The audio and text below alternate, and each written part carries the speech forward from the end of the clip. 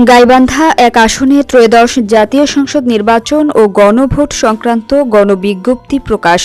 গাইবান্ধা এক সুন্দরগঞ্জ আসনের জাতীয় নির্বাচন এবং গণভোটের তফসিল ঘোষণা করেছে জেলা প্রশাসক ও রিটার্নিং অফিসার মোহাম্মদ মাসুদুর রশিদ মোল্লা। বৃহস্পতিবার এক গণবিজ্ঞপ্তির মাধ্যমে নির্বাচনের সময়সূচি প্রকাশ করা হয়। বিজ্ঞপ্তি অনুযায়ী মনোনয়নপত্র দাখিলের শেষ তারিখ ২৯ ডিসেম্বর ২০২৫। যাচাই বাছাই হবে ৩০ ডিসেম্বর থেকে ৪ জানুয়ারি পর্যন্ত এবং প্রার্থিতা প্রত্যাহারের শেষ তারিখ ২০ জানুয়ারি। প্রতীক বরাদ্দ করা হবে ২১ জানুয়ারি এবং ভোট গ্রহণ অনুষ্ঠিত হবে ১২ ফেব্রুয়ারি ২০২৬ বৃহস্পতিবার। রিটার্নিং অফিসারের কার্যালয় থেকে জানানো হয়, ১২ তারিখ সকাল ৭টা ৩০ ঘটিকা থেকে বিকাল ৪টা ৩০ ঘটিকা পর্যন্ত বিরতিহীনভাবে ব্যালট পেপার এর মাধ্যমে ভোট গ্রহণ অনুষ্ঠিত হবে।